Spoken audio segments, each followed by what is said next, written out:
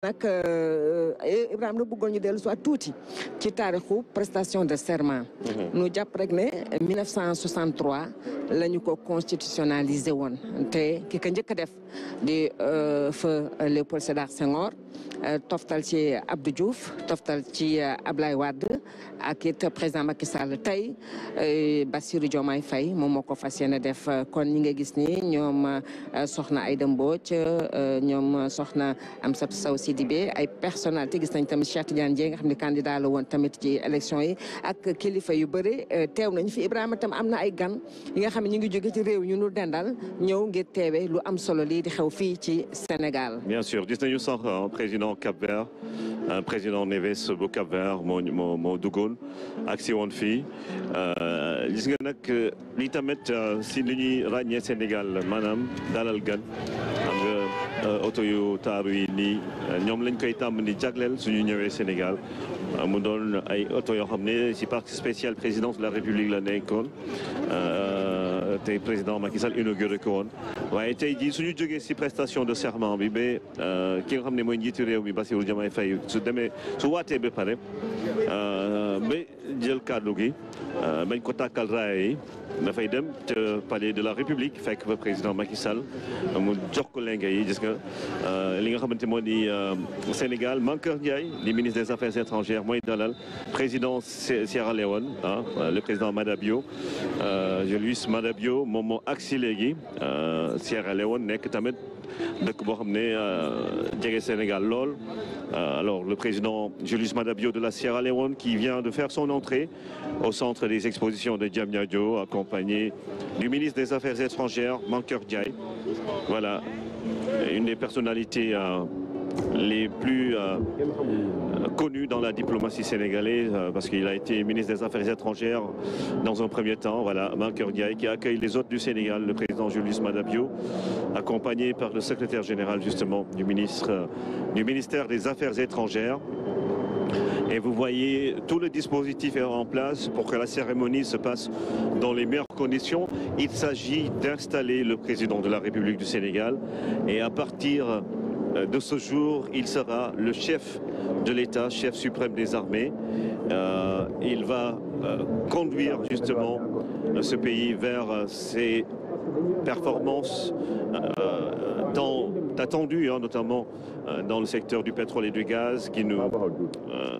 tombe du ciel. C'est une chance pour le Sénégal, une bénédiction. Mais également, il va devoir présider aux destinées du Sénégal jël ay ndogal si anam yu bëre si secteur yu bëre ngir mbir yi gën a mën a jàppandi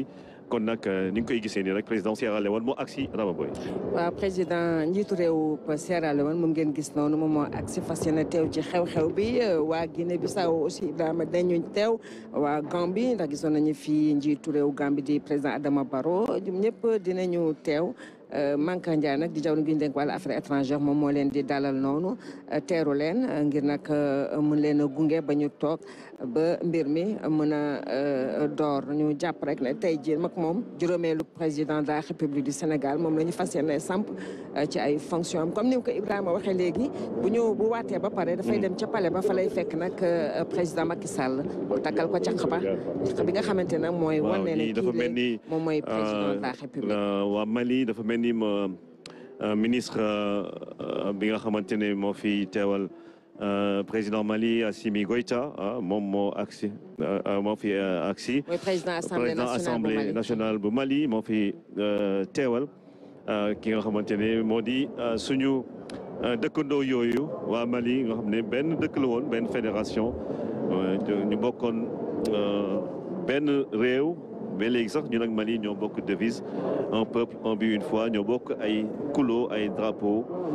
ñu doon tamit suñu ay mbokk yu ñu jege kon nag président Assemblée nationale Mali le président de l'Assemblée nationale du Mali qui vient de faire son entrée et qui va rejoindre la salle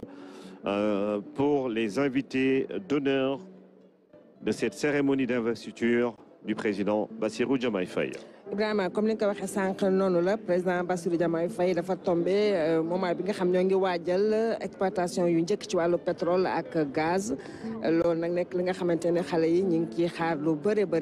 ngir nag ñu mën a am ci lu ñuy yëngu waaye tamit lépp lu aju ci wàllu li gën a soxali réewu Sénégal doolu si la mu soxaliku woon ñoo ngi ko ci xaar bu baax a baax ba tey gan yaa ngi ñëw. kii mooy Thiemeko Maïlé Koné. Moi, je vice-président Côte d'Ivoire, nekkoon gouverneur banque centrale des États de l'Afrique de l'Ouest yàggoon Sénégal lool léegi nag moom mooy vice-président bu Côte d'Ivoire moom moo agsi fii gis nga Sénégal ñoom protocole diplomatie gàcce ngalaama dañ ko xam mën ko gérer gis nga oto bu nekk am na plaque boo xamante ne mooy tax nga xam ban réew la kon nag Thiemeko Maïlé Koné, le vice-président de la Côte d'Ivoire qui vient de faire son entrée au centre des expositions de Diamniadio. Le protocole est là pour accueillir justement les invités du Sénégal pour l'investiture du président Bassirou Diomaye Faye. Thiemeko Maïlé Koné, vice-président de la Côte d'Ivoire, qui fait son entrée au centre des expositions de Diamniadio, la Côte d'Ivoire, qui est un pays frère, voisin. C'est avec le Sénégal l'une des locomotives de la zone UEMOA, avec justement cette institution qui est la Banque centrale des États de l'Afrique de l'Ouest, qu'il a connue et qu'il a dirigée pendant plusieurs années. Thiemeko Maïlé Koné agsi na. ñu jàpp rek ne Sénégal ak Côte d'Ivoire Ibrahima ay réew xaritoo lañu li ci mujj rek mooy CAN bi ñu mujj a joué Sénégal gis nañu leen seen taxawaay ni mu rafete woon ci dalal suñu gaynde yi. ma ngoog am na beneen gan bu agsi Mankeur Ndiaye di ko dalal. Mankeur nag xam na leen bu baax Ibrahima. waaw kii président, je pense que c'est le président de la commission de l'Union africaine qui vient d'arriver et accompagné par Mankeur Ndiaye, le ministre des Affaires étrangères. Voilà. Moom ñëpp la xam. Parce que nekkoon na fi ministre des Affaires étrangères avant muy dem Nations Unies. Dem jiite mission des Nations Unies bu nekk fële ca Congo. Voilà. Alors donc nous allons retrouver Ibrahima Ndong qui est sur la route en direction du CICAD. Ibrahima, vous êtes à quel niveau? Presque arrivé? Mariama Dramé, nous sommes actuellement à l'entrée presque du Centre international de conférence Abdou Diouf, où en face se trouve le centre des expositions. Et c'est là où le président Bassirou Diomaye Faye doit effectuer la prestation de serment. Comme vous le voyez sur ces images, nous sommes arrivés au CICAD et d'un moment à l'autre, le président Bassirou Diomaye Faye va entrer dans le centre des expositions au niveau du Grand Hall où il va procéder à la prestation de serment devant une parterre de chefs d'État et de gouvernement qui, pour l'occasion, sont nombreux pour assister en tout cas à cet événement. Alors, sans doute, comme vous le voyez sur ces images, on voit que les présences des invités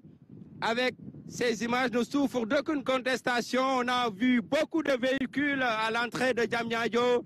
des invités qui sont venus un peu partout, vous l'avez dit, dans la sous-région, mais aussi au niveau du Sénégal, sur l'ensemble des